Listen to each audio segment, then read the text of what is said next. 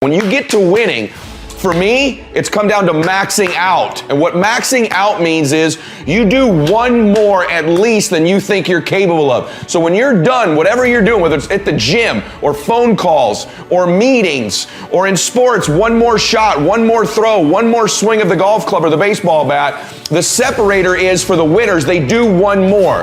I'm addicted to one more. And so I want your mantra going forward to be one more. What does that look like if we're working out? That means when we're in the gym and we say, I'm gonna do 5 sets of 10, I'm crazy. Like I'm a psycho because I wanna win. I wanna be somebody. I wanna separate. I wanna compete. And the way I do that isn't with my giftedness, because I wasn't born with a bunch of gifts. And I think gifts are crap. I think for the most part, gifted people struggle in life because things come easy to them. I like that things haven't come easy for me in my life. I like that I don't have natural talents in every area. And maybe you like that about you too. Maybe you've looked at yourself all your life and thought, man, I don't have that natural beauty or that natural talent or this gift for creativity or intellect or humor. I don't have any of those things. But what I got is I will outwork you. And so at the gym, one of the things I focus on, they say it's 5 sets of 10. When I'm at 10, I go one more, bam, 11. If I'm running on the treadmill and it's a 45-minute run, I never finish at 45. I always go one more minute, 46. If I'm at the office and I'm supposed to make 25 phone calls that day, when I'm at the end of the day, I always do one more. If I've got meetings, I always do one more. My mantra for 3 decades in business has been one more. Why? Because we get out of life what we think we deserve. And I'm the kind of guy that I know when you do 45 minutes on the treadmill and I do 46, I deserve to be fitter. I know that when I'm lifting weights and I watch you do 5 sets of 10, and every single time I do one more. When it's a set of 5, I do 6. When it's a set of 8, I do 9. When it's 45 on the treadmill, I do 46. When it's supposed to be 20 phone calls, I make 21. When it's supposed to be an 8-hour workday, I work 9. Whatever it is, I always do one more. And what that does is it makes me eventually think I'm doing things other people aren't willing to do, so I should get things other people aren't going to get. You are one decision away from changing your life.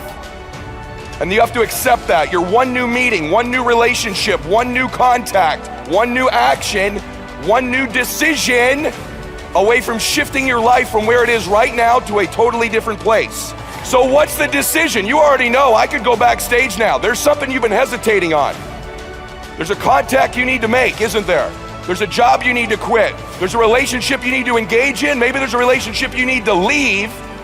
I don't know what it is, but I know there's a decision that you need to make to take you to the next level, just like I know that's true for me. Because decisions shape our destiny when they're backed up by some massive ass action. Okay, but you can't take the action if you don't decide. Everyone say yes. People avoid being desperate. Think of the fact they come here tonight and they're down. They're not where they want to be financially. Their relationships aren't what they want. Maybe they're in a desperate place, and you might think that's a negative thing. But when you're in a desperate place, you take the best actions. Desperation is a great place to be. Those of you that are achieving, one of the reasons the achievement is slowed down is you've allowed yourself to feel less desperate. When you were broke and starting your business, or when you were brand new in your relationship and you were desperate to get her to love you or desperate to get him to love you, you took massive big action. How many of you are moms in the room? Raise your hand. You moms, if you woke up tomorrow morning and your baby wasn't in their bed, would you be desperate right away, yes or no? Big time desperation. You wouldn't be thinking about what you need to do. You'd be acting, wouldn't you? You'd immediately make the decision. You'd take massive action. You'd search the house. You'd go into the street. Would you worry if your makeup was on right? How you looked, what people thought about you? You wouldn't, would you? Have to have the perfect plan to go find your baby that's missing. You wouldn't need any of that because you were desperate. So when you remove desperation, all this bullshit creeps into your life where you think you have to have the perfect plan and look the perfect way and have the perfect thoughts and be all zen and perfect. What you need is to be desperate. What you need is to get after it. And I want you to get desperate to make that decision. Why? Because our obsessions become our possessions. What you obsess about most regularly, you will eventually possess in your life. The challenge for most people, sisters and brothers, is that we obsess on the things we're fearful of, what we don't have, what we're worried about. And then we end up possessing those things over and over again, rather than programming ourselves to become obsessed with what we want, what our dreams are, what we believe we deserve. When we become obsessed about those things, long term, we end up possessing those things. Can I get an amen for that? Yes? Yet most of us don't replace the external parts of our lives because those things happen naturally without thought. The external results of our life, in order to replace ourselves with the next best version, requires intention, requires obsession, requires desperation. Everyone with me on that, say yes. So it's not unnatural to change. Your friends that think you're crazy to have started your business or come to a seminar or spend money you don't have, they're the crazy ones. It's unnatural to be the same person you are right now next year. For all of you in here, the 35-year-old you should be gone next year forever, and there should be a brand new, better 36-year-old. You 20-year-olds, there should be a better 21-year-old next year. You should constantly be replacing yourself just like your bones do, just like your lungs do, just like your cells do. It's natural to be replacing ourselves, but we're around people who aren't, so we think it's natural not to.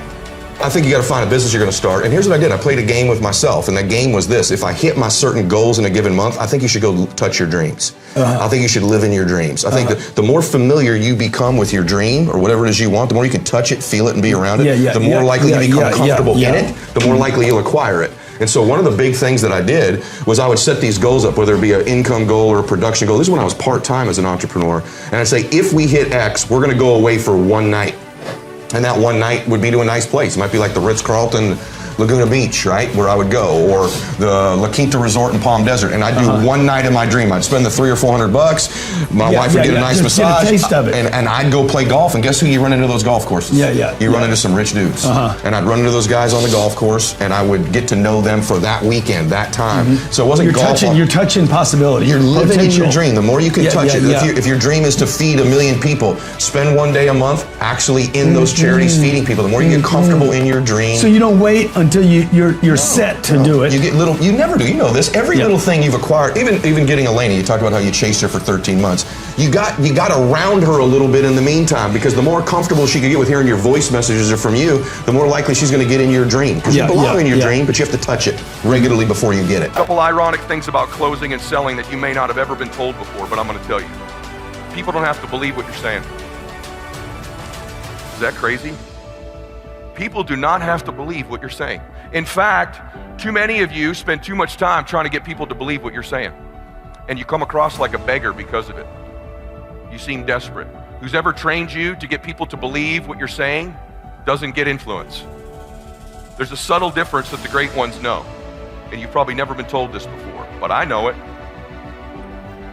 And persuasion is not about getting people to believe what you're saying. You ready? Persuasion is about getting people to believe you believe what you're saying. That's a subtle difference, brother. That's a subtle difference, sister. If you start to think through, I need to get people to believe I believe this, not to get them to believe it. People buy things all the time they don't believe. People buy things all the time they don't understand.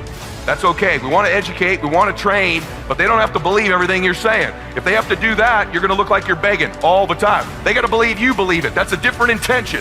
The most certain person always influences the less certain person.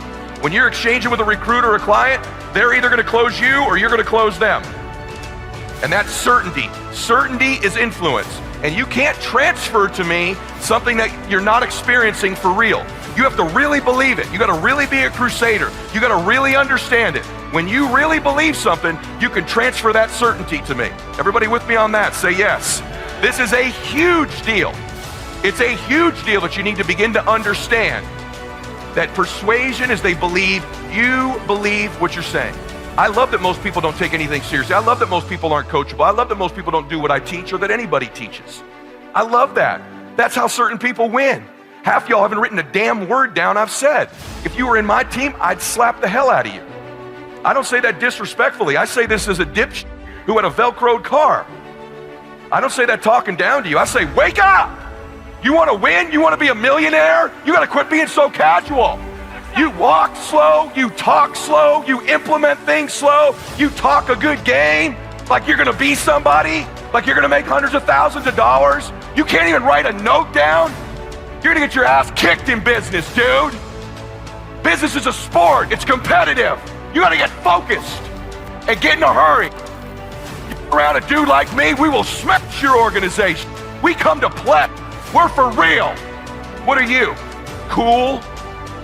I've seen all kinds of cool guys my whole career. Cool guys go broke. Cool guys have little flashes in the pan. They have a good 2 or 3 years.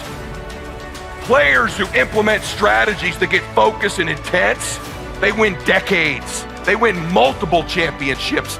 You win for 2 or 3 years. You know how many guys I've known that have made money for 2, 3, 4 years that are ass broke now? You gotta win year after year after year to be a player in business. After year to be a player in business.